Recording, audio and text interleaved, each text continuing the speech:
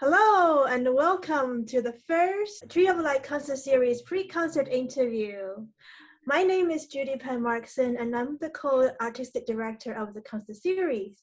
Today I have the pleasure of speaking with a fantastic soprano, Jacqueline Novikov. Jacqueline, welcome. Hi, thank you so much. Thank you for being here. It's really a pleasure. Jacqueline and I met when we were pursuing our master's degrees at the Manhattan School of Music. It's almost 14 years ago, I think, Jacqueline. That sounds about right. How time flies, Mm-hmm. right? And we collaborated back then on one of your recitals together, and I had such a fantastic time working with you. It was really one of the highlights of my time at Manhattan School of Music, so thank you for that. Yeah, well, that's just an honor for you to say that, because it's really such an honor for you to say that because it was such a pleasure working with you, and instead of like a staff pianist and us being able to work on things as musicians together on an equal footing and make those artistic choices together.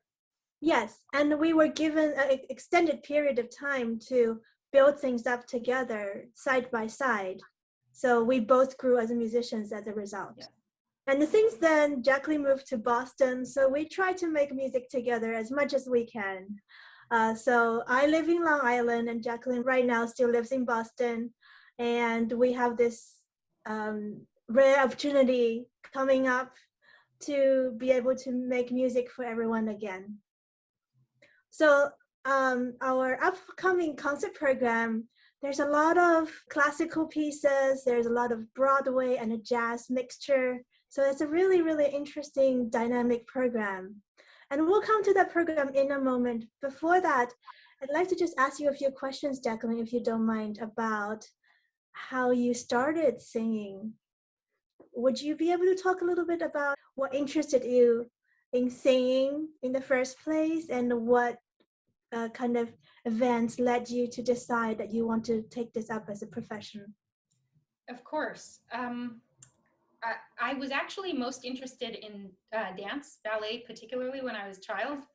And that's what I was doing seriously until I was maybe 15 or 16. But yeah, but I was always watching like MGM musicals. So like Fred Astaire and Gene Kelly movies. Oh, okay. And, you know, they always had singing and I always sang along. Yep. And I could always sing along. And when I kind of made a switch away from dance, I was looking around for like another activity. Yes. And I thought, well, like I love singing, and I started. I was in a choir in high school, and I was actually the first choir I'd ever been in. Right.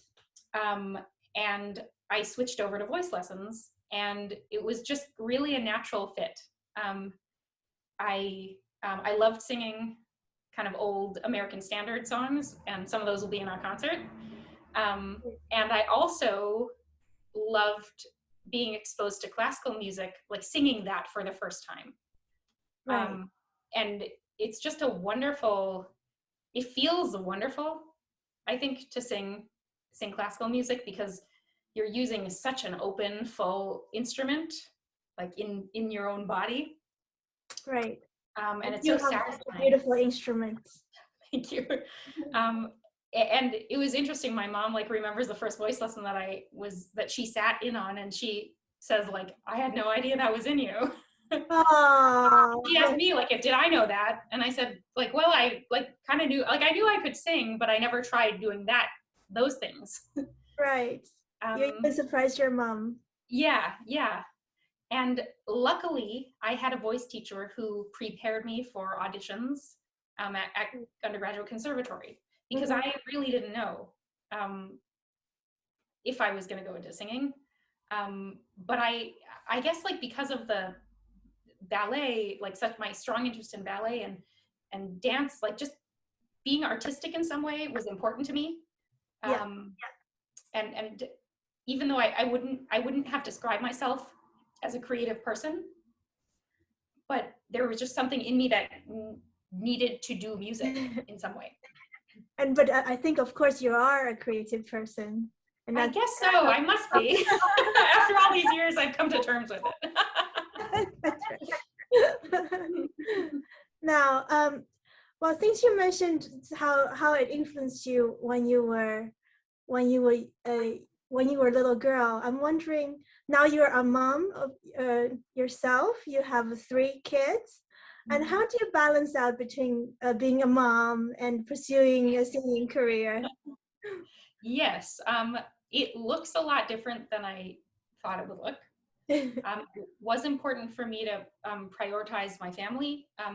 I was lucky enough that my mom was mainly a stay-at-home mom, and I'm actually one of 5 children. So Wow. you almost need to be, I mean, I know that there are super women who do a lot more, but it's really a full-time job. Yes. And I really appreciated that. And I wanted that for my family as well. So then my task was, how do I keep my commitment to to high artistry and high quality singing and performing, Yeah. and teaching whilst being a mom. And Yeah. it took a while to figure that out. I started teaching even before I was a parent, and that was able to continue. And I've grown as a teacher. And I did have a time, especially with my firstborn son, when I was really at sea about how you are also a parent, and Yes. you know, just there is this chaotic time when things are, your life is flipped upside down. Yes. So there was a time that I didn't sing for a little while, but I always tried to keep doing something. So Yeah. I came up with these themed concerts, and I would prepare a program for a few months, and then I would try to find some venues to perform that. And I did it with a friend when my son was little, and I felt like I couldn't prepare a whole program. And then I evolved it and found a collaborator here in Boston who I like to work with. And we've done concerts on many different themes. And I try to incorporate music from Broadway and jazz and opera. And sometimes we'll get some Disney and a little more popular genres in. That's right. But they're all addressing and looking at the same theme from a different angle. So we had a food concert called Sound Bites. And we recently had Sound Waves, which was ocean and water themed. I see. And a fairy tale themed concert. And it's so exciting to be able to present a concert that is totally unexpected to the audience.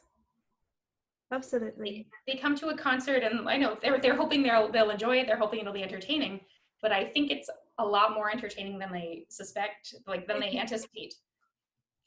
Because I'll start with one thing, and then the next song will be something totally different and be in a totally different style, and they don't expect that to come out of the mouth of one person in the span of 5 minutes.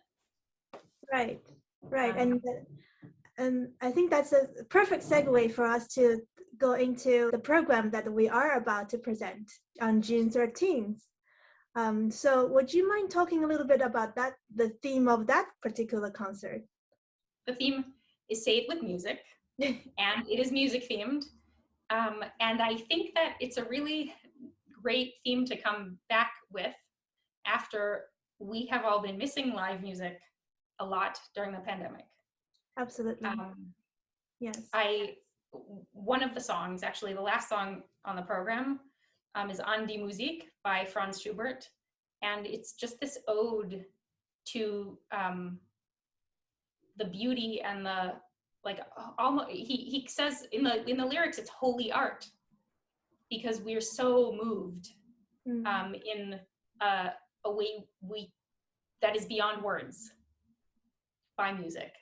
Yeah. And I'm so inspired by that song and uplifted, and it really is touching in the context of what we've all lacked this year. That's right. That's right. We are so starved for that connection, that celebration of music. And that's something I look forward so much to when you join us. Is there anything that's particularly challenging about presenting such an eclectic program, like presenting with so full of surprises for the audience? Well, I love it. It's very energizing for me to know that, like first we'll do some early music, and then we'll go on to a patter song that I think is going to knock everyone's socks off. I don't want to brag, but I actually think it'll be really fun. And then move on to some American art song, and then go to some sort of more traditional Broadway, and then go to some contemporary Broadway, and then go to some jazz, and then come back to like a comedic operatic selection. For me, it's just refreshing, and I like that I get to use my voice as different instruments. Right. And I think that's actually, I don't know if it's easier, but it's certainly, I don't know if it's easier or harder, but I like that I feel like I am more flexible, and it keeps me more flexible. Wonderful. It's like taking the audience on the roller coaster ride, and you're having fun doing that. Exactly. Yeah. And I would love for people to laugh out loud, and then also be really moved, maybe even to tears. I don't really want to make anyone cry, but I really want them to be moved on the sad songs, and I really want them to have joy. Yes. Absolutely. From the funny songs. Absolutely. Well, that's wonderful. That's wonderful. We look forward to it so much, Jacqueline. Me too. Now I will leave you with a short clip of Jacqueline singing a selection of songs from the program, so everybody can get a sneak preview of what is to be expected in a concert. Thank you so much, Jacqueline, for being with us today. Thank you. I'm looking forward to our performance. Likewise. I'm in the elite, and men sigh at my feet. Still I do not fancy my position. I have not much use for the men that I meet. I just burn with lyric ambition to sing on the stage. That's the one life for me. My figure's just like Tetrazzini, and men might ask if I would sing in Faust, that opera so charming by Gounod. Girls would be on the brink of hysterics, I think. Even strong men would have to go out for a drink.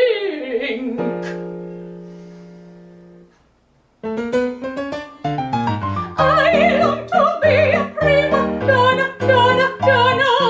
I long to shine upon the stage with my avoir du pois and my tra-la-la-la-la. I would be the chief sensation of the age. I long to hear them shouting, "Viva to the diva!" Oh, very lovely that must be. That's what I'm sighing for. That's what I'm dying for. That is fun. Fun.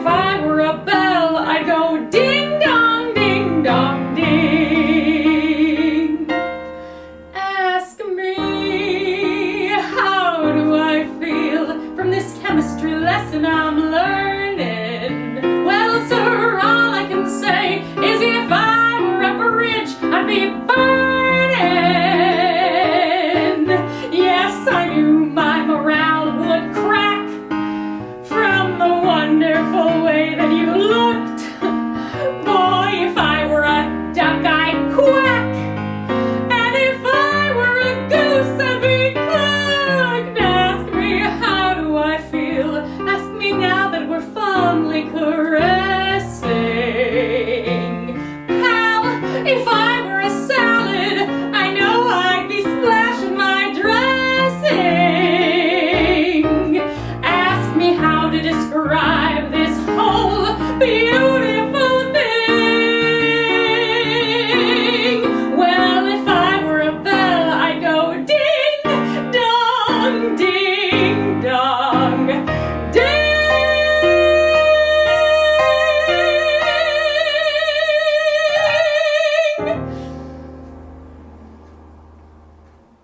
If you would like to purchase tickets for this event, please follow the link that we post in the video description. Looking forward to welcoming you virtually or in person.